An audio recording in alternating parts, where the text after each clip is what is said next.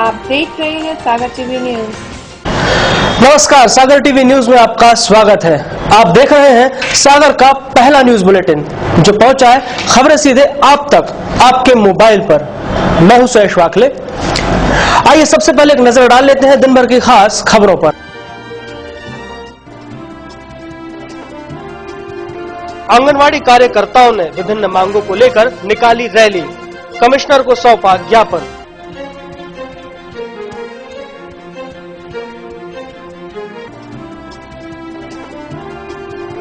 नकाबपोश युवक ने विश्वविद्यालय मेन ऑफिस के सामने कुलपति का जलाया पुतला, युवक हुआ फरार।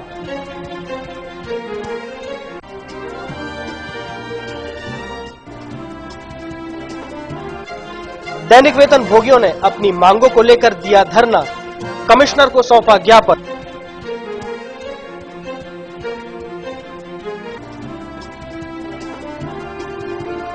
दो दिवसीय शिक्षण कार्यक्रम का हुआ समापन, शिक्षकों ने सीखे पढ़ाने के नए गुण।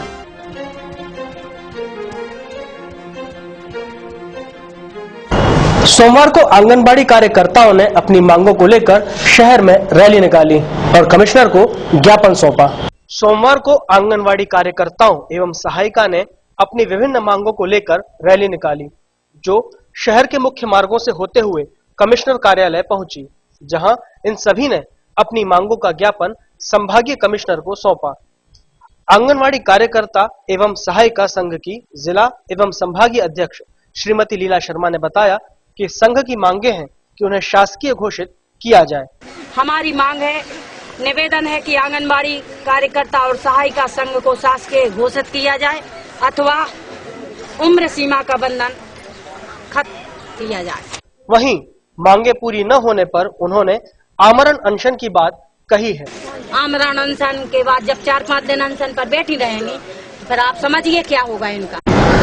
मध्य प्रदेश कर्मचारी संघ के बैनर तले दैनिक वेतन भोगियों ने अपनी विभिन्न मांगों को लेकर पीली कोठी मस्जिद के पास धरना दिया और इसके साथ साथ कमिश्नर कार्यालय जाकर ज्ञापन दिया। सोमवार को शहर में मध्य प्रदेश कर्मचारी मंच के कर्मचारियों ने पीली कोठी के पास धरना दिया। दैनिक वेतन भोगी कर्मचारी वेतन बढ़ाने व स्थायी किए जाने संबंधी मांगों को लेकर दिन भर धरने पर बैठे रहे। संगठन के प्रांत अध्यक्ष अशोक पांडेय ने बताया कि प्रदेश भर में दैनिक वेतन भोगी कर्मचारियों की दशा काफी खराब है, लेकिन सागर जिले में दैनिक वेतन भोगी कर्मचारी का ज्यादा शोषण किया जाता है। सागर प्रदेश का ऐसा मुझे जिला दिखा है, मैं 16 जिले घूम चुका हूं अभी तक मध्य प्रदेश के, कि नौकरशाही की दमनकारी नीति यहाँ हावी है। मुख्यमंत्री शिवराज सिंह चौहान के निर्णयों का यहाँ पालन नहीं हो रहा। जीएडी के आदेश को रद्दी की टोकरी में डाल दिया जाता है, इसलिए यहाँ भूख हड़ताल करने का निर्णय कमिश्नर कार्यालय पे हम लोगों ने लिया। सोमवार को डॉक्टर हरि सिंह गौर विश्वविद्यालय में अजीब वाकया सामने आया। यहाँ एक नकाबपोश युवक विश्वविद्यालय के कुलपति का पुतला जलाकर भाग गया। सोमवार को विश्वविद्यालय परिसर में हुई घटना ने वहाँ की सुरक्षा व्यवस्था पर सवाल खड़ा कर दिया।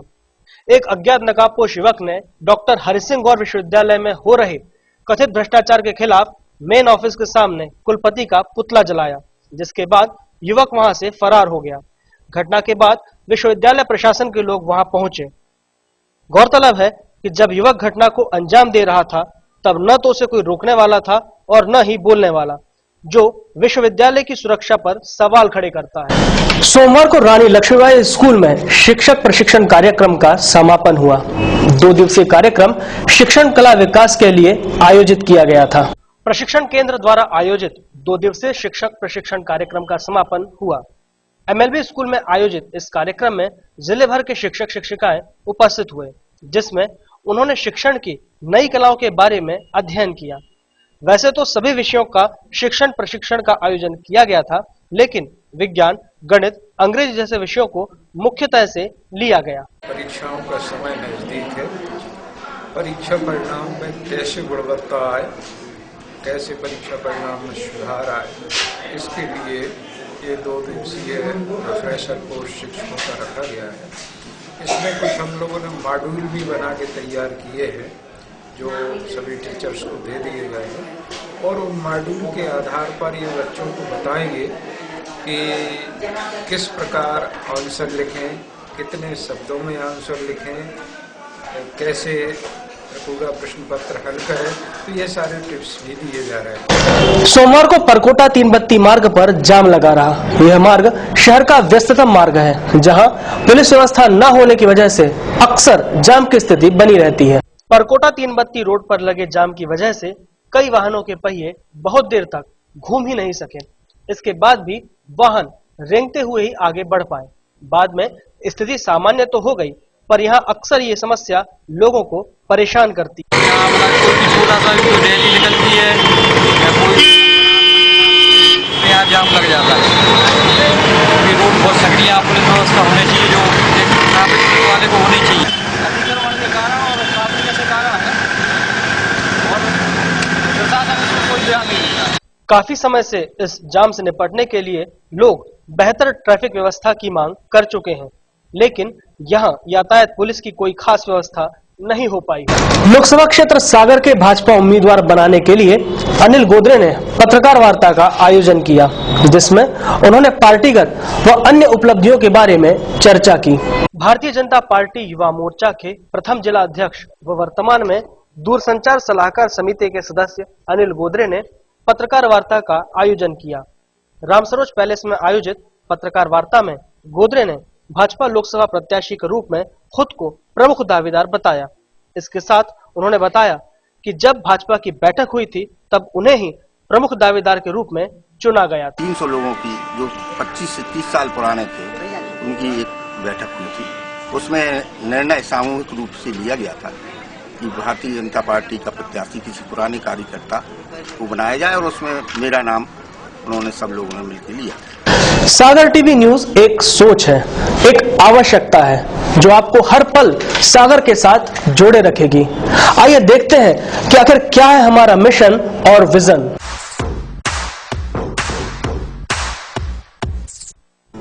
विंध्याचल की श्रृंखला के चारों तरफ से घिरा पंडित जवाहरलाल नेहरू ने जिसे स्विट्जरलैंड कहा, ये शहर है झीलों और पहाड़ों की नगरी सागर।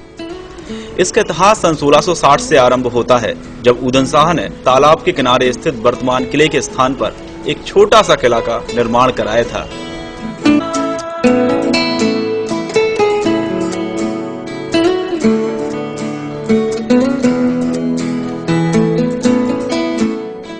और इस किले के पास छोटा सा गांव परकोटा बसाया। निहाल शाह के वंशज उदयन शाह द्वारा बसाया गया वही छोटा सा गांव आज सागर के नाम से जाना जाता है। परकोटा अब शहर के बीचों बीच स्थित एक मोहल्ला बन गया है।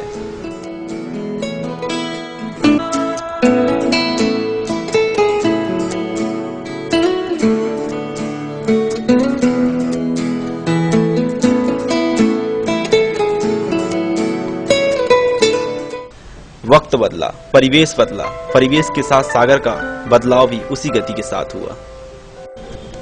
पुरानी गुम्बदों की जगह बड़ी बड़ी इमारतों ने ले ली। बढ़ते शहर के साथ कई समस्याएं भी शहर को प्रभावित करती रहीं, क्योंकि आधुनिकता के साथ साथ समस्या भी सागर में उतनी ही गति के साथ बढ़ रही थी, और उसका नतीजा अब हमारे सामने है।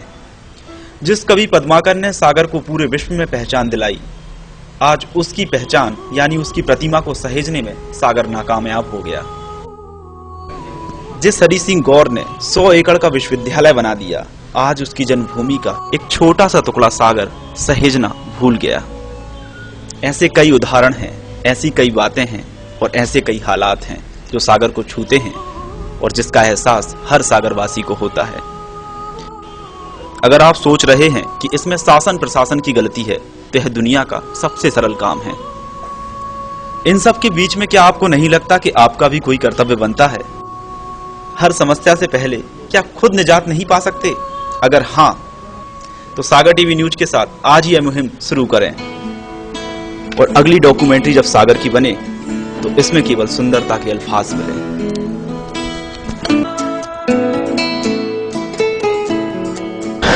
इसी के साथ आज का बुलेटिन यही समाप्त होता है। हर पल की खबरों के लिए देखते रहिए सागर टीवी न्यूज।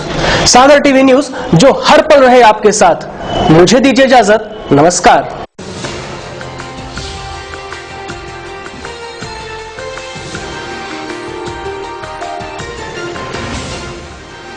आप देख रहे हैं सागर टीवी न्यूज। मेरे घर के आगे साईना तेरा मंदिर बन जाए, मेरे घर के आगे साईना तेरा मंदिर बन जाए। जब खिड़की खोलूं तो तेरा दर्शन हो जाए। साईं धाम मंदिर सोमनाथपुरम के तीसरे स्थापना वर्ष पर भव्य साईं पालकी यात्रा एवं विशाल साईं भजन संध्या और प्रसादी भंडारा, जिसमें साईं भजनों की अमृत वर्षा साईं भजन सम्राट श्री पारस जैन द्वारा दिनांक 2 मार्च 2014 दिन रविवार, समय शाम 7 बजे से। स्थान साईं धाम मंदिर सोमनाथपुरम, तिली रोड, सागर।